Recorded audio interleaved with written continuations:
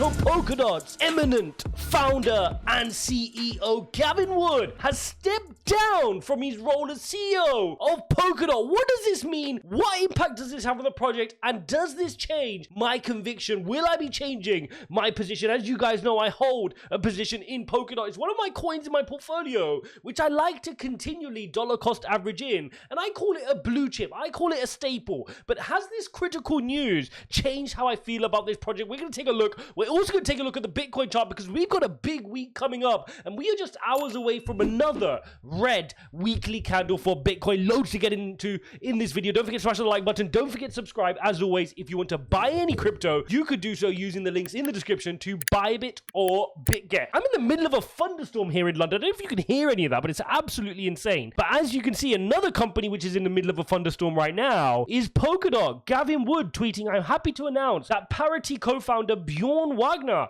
will step up to the role of company CEO while I retain the title of Chief Architect." So let's unpack this. For those who aren't familiar, Gavin Wood headed up and founded the Polkadot project. But before that, back in 2014, he was one of the original co-founders of Ethereum, alongside the likes of Vitalik Buterin, alongside the likes of Charles Hodgkinson. And in fact, a lot of people don't actually know this. He originally wrote the Solidity programming language, which is used in many of the smart contracts, not just in Ethereum, but on other blockchains as well. So definitely a lot of credibility, a lot of legacy that he carried forward into his role at Polkadot. And a lot of people invested in Polkadot on the basis that this guy was the head honcho, on the basis that they're backing him and his ability and his know-how in the crypto block space to know the weaknesses that Ethereum are missing out on and therefore trying to fix in Polkadot. Now, again, for those who aren't familiar, what is Polkadot? Polkadot is an interoperability chain. They want to be the internet of blockchains. To keep things simple, they've got a layer 0, which is their relay chain,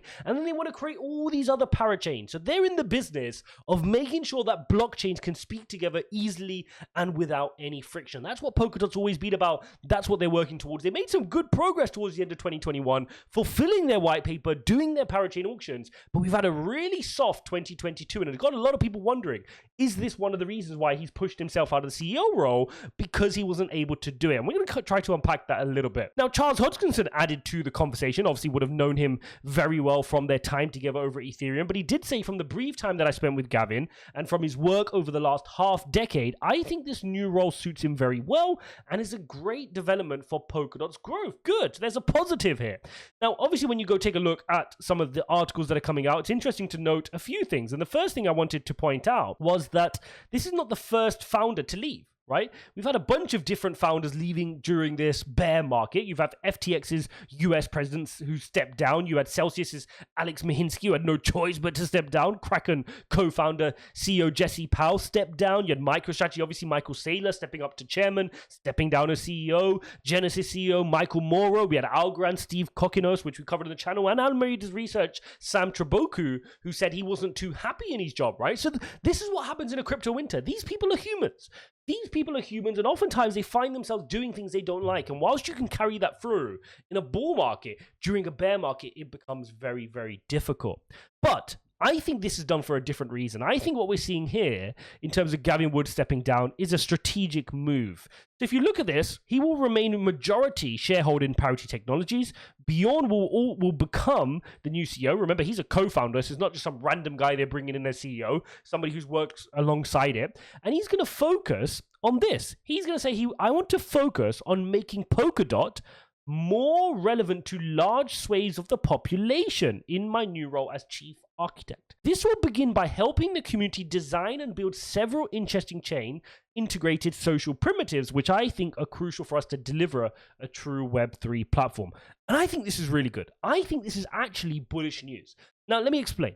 When you have a company, which is a small company, and you're the co-founder, people will call you co-founder and CEO. You're wearing multiple hats. You're doing everything. You're doing HR, you're doing finance, you're building the project, you're building, your dream of what you're trying to build, in this case, trying to change Web3 and building a platform for success. But then as the platform gets bigger and bigger and bigger, now you're talking a market cap of about 7 billion here in a bear market, the responsibilities of becoming a CEO are very, very different. And it's often not what you opted into as a visionary. Someone like Gavin Wood is a visionary. They don't want to be stuck in the minutia of running the cogs of a business, of doing the bits I've just described. So by moving into becoming a chief architect, and remember, Gavin Wood is somebody who rolls up his sleeves. He's one of the few people in the position that he is that actually codes. He still loves to code and continue to roll up his sleeve and do the grunt work.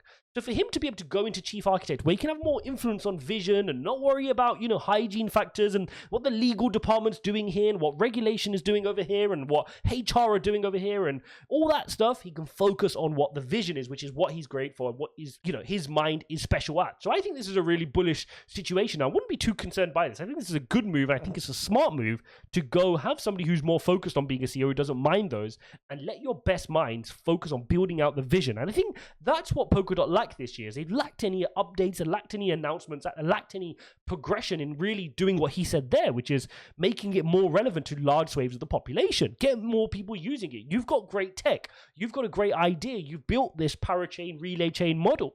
Now get people understanding it, get people using it, make the wallets a better experience, make using your DeFi apps more user-friendly, attract better dApp developers across to build on your platform. And all these things are going to help the DOT ecosystem move forward from here. So where does that leave us in terms of price action? If we come on to here and we look at coin market cap, and I want you to focus on this column here, which is our percentage from all-time high. And let's just go through the top 10, 11 odd, right? Because Polkadot generally fights within that top 10. And when you remove the stable coins like Tether and USDC, it's still there and thereabouts in the best platforms. So when you look at Bitcoin, we're down 72% from all-time highs. You look at Ethereum, 73%. BNB, only 61%. I've always said this is a sleeping giant. It always outperforms Bitcoin. It's just been doing really well. It's a beast. XRP, 88% down, which is a lot, but we understand given what they're going through. Looking at Cardano, again, something that has got smashed, and we've spoken about this a lot. It's absolutely getting a disproportionate hitting to the downside, Cardano. Solana down to 89%, but you can argue that's justified, right? Solana down 89% given all the downtime. They've had a horrible 2022, so they cannot argue against that. Polygon, really strong 2022 relatively, 71% down from all-time highs, so they're on par with Bitcoin. Thanks to ETH 2.0, them doing some good biz dev, you can see why it's holding up pretty well. Then we get to Polkadot, and they're down 89%. So in other words, they're getting the stick that Cardano and Solana are getting. And like I said, Solana's one's pretty justified. The Cardano one I think is a bit harsh, but Cardano has these big swings because they've got a lot of really strong fans. They've got a lot of haters, which are looking to short it as well. Now, Polkadot has just kind of gone under the radar. I think people have just not been interested in it this year. I think that, frankly, is what it is. But here's what's powerful. When you're down 90% and Bitcoin's down only 70%, okay, you've retraced 20% more than Bitcoin from all-time highs. Now, this is where the maths is beautiful. Now, when you've retraced 20% more from all-time highs, that means just if everything returned back to the all-time highs from the previous cycle, Bitcoin gets back to 69, Polkadot works its way back up, Polkadot has another inbuilt 3 or so X, 200% more to be had. That's how the math stack up. And you could do this. You can do the calculation and see, just because it retraced 20% more to the downside, it's got 300% more, 200%, which is a 3X roughly, more to the upside that it can achieve. So really a lot to be said here in terms of the potential here. And this is what I'm always looking for. I'm always looking for where is the untapped risk to reward play? Because everything's got risk, right? Nothing is guaranteed to go back high. Nothing is guaranteed to go to the ground.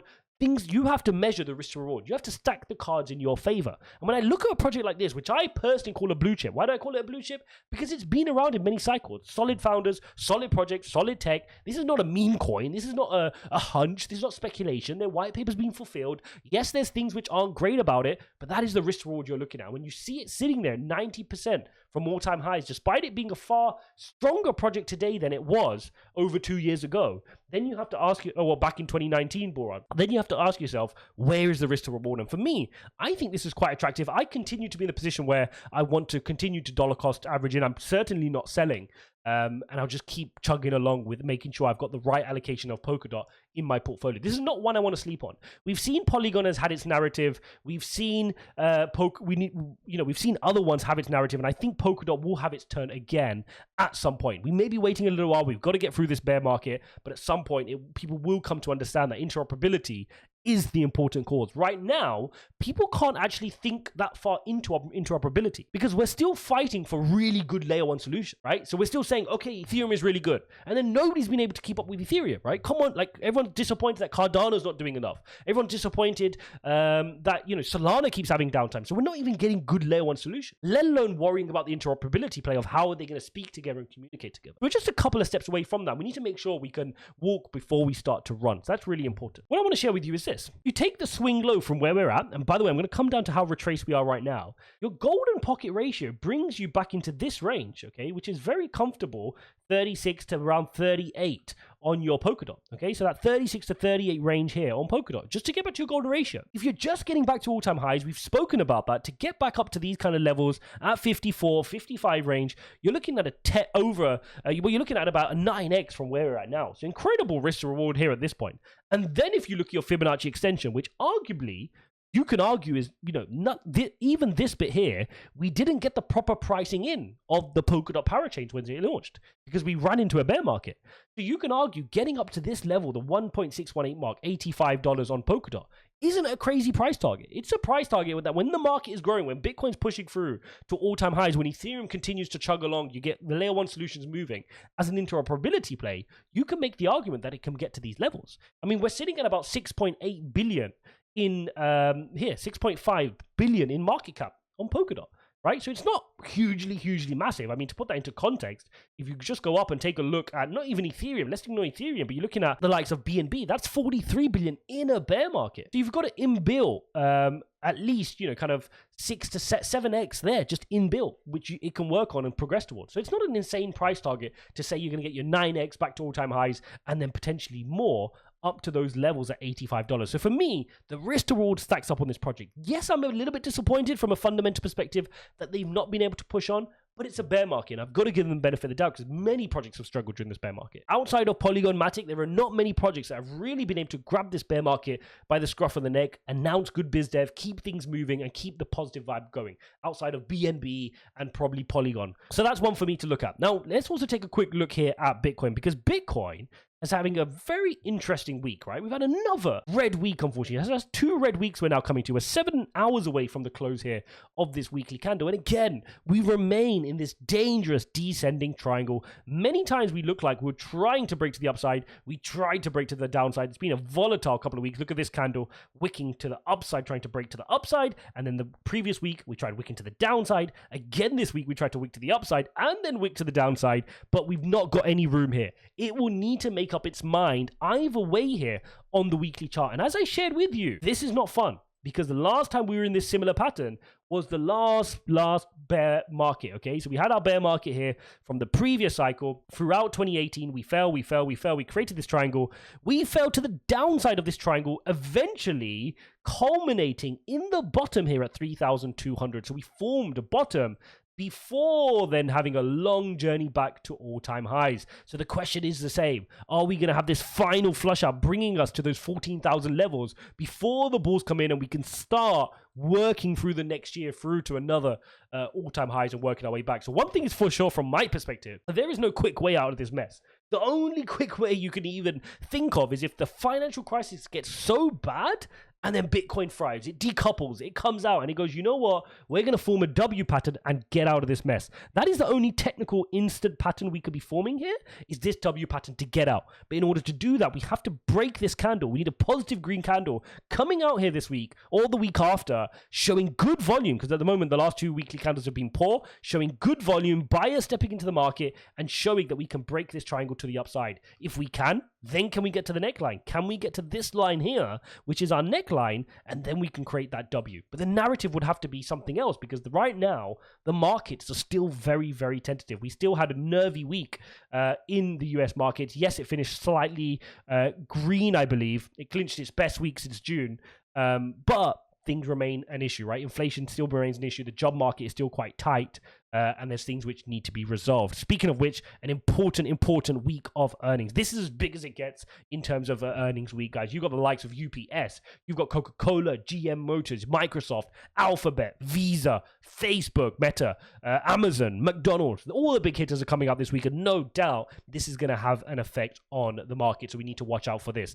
Next week's narrative, as in the week after this week, is going to be the FOMC meeting, because on the 2nd of November is our next FOMC meeting. 95% of the market is expecting that 75 basis point rate hike. So that is what we need to look out for here in the market. That's what we're expecting. Nobody's actually pricing in 100 basis points. Makes a lot of sense. That is what I'm expecting here in the market as well. So the purple line you can see here is our 300-week moving average. Very important line. It's currently sitting at 17,800. And this is what's making me wonder, are we going to to see some support from that line. Remember, we lost our 200 moving average, right? Historically, we've held this. We've lost it here on the weekly chart. Are we going to use our 300 moving average to build some strength? If we are, it's going to come down to its June lows, which is here, 17,600 range, to collect some support before we can show some strength. So that's the next line we're looking for here on the weekly. If I drop it down into the daily chart, you'll be able to see what's going on here in a little bit more detail. And this is where we're getting to this apex, a really important level. And if we fall to the downside here,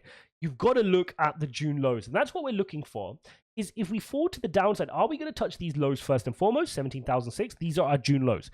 Keep in mind, the S&P, NASDAQ, various altcoins have not just gone to its all-time lows, the June lows, but it's gone below them as well. So Bitcoin's been holding up relatively strongly here since June, right? It's been sideways, but it's not gone any lower to dip lower. Then you're looking at price targets to come in at around that 14,000 level mark as your next major level of support. Let's bring out a Bollinger Band, and you can see the Bollinger Band is really starting to constrict. So if you've studied technical analysis, which by the way you can do so, links in description, ijaz.uk/TA. I made my TA course available for free, guys. 10 years of traditional finance knowledge, all the chart patterns, Bollinger Band, EMA ribbon, ascending triangles, head and shoulders pattern, all the things you need in the next bull run. Make sure you've learned them, guys. It's free. Not going to cost you a penny. Take notes, ask me questions in the Discord, whatever you want to do, go and make that happen and learn that content. When a Bollinger Band constricts, most likely you're setting up yourself for a big volatile move. And that's exactly what the triangle suggests as well. When you have a spring coiled up in here, in this triangle, you've got to expect a big move in either direction. And that's what we need to spot now, is which direction are we going to be heading in? Is the support going to come in and we can move to the upside? Are we going to just lose this and head to the downside? We have to watch this key level. Let's knock off the Bollinger Band for a second and bring out our VPVR. Very important indicator as well. And look at that. That is where the volume is being traded. The volume is being traded. This is like the final level of support for Bitcoin. And if we lose this, the fall could be quite stressful to down to that 14,000 level. So I'm not going to be calling for an 8,000 Bitcoin. I'm not going to be calling for a 6,000 Bitcoin. Just following what the chart tells me, which is if we break this triangle, we're heading to those lows. And thereafter, will the 14,000 level come in as support for us? Very important. Let's also finally just bring out the daily EMA ribbon. It's the last of the indicators that I like to look at. And you can see exactly what's happening like clockwork. Is throughout the last couple of daily candles here, we just ran into our EMA ribbon, thrown to the downside. Ran into our EMA ribbon, thrown to the downside. Ran in again, thrown to the downside. So the bias has to be given to the bears here. To get a bullish move to the upside here would really take something significant to give us the impetus to go and do that. Either some whale purchases, either some positive catalyst news, something needs to help us go in this direction, and maybe the hopes of a Fed pivot. So there you have it, guys. Gavin Wood steps down as CEO of Polkadot, but it hasn't changed my conviction in the project. He's still involved. He's still chief architect. And I think it could be really beneficial for the project that he's focusing on what he enjoyed doing in the first place, which is making an interoperable platform that really is appealing to the masses. Bring people across, make it an example of what is great about Web3, and then hopefully the project can move on from strength to strength. As always, guys, do your own research. Please build your own conviction. Do not just blindly copy anything that I'm saying. Just use this as a piece of your edutainment. And thanks for watching, guys. Don't forget to go watch my Cadena video here, and I'll see you in the next one.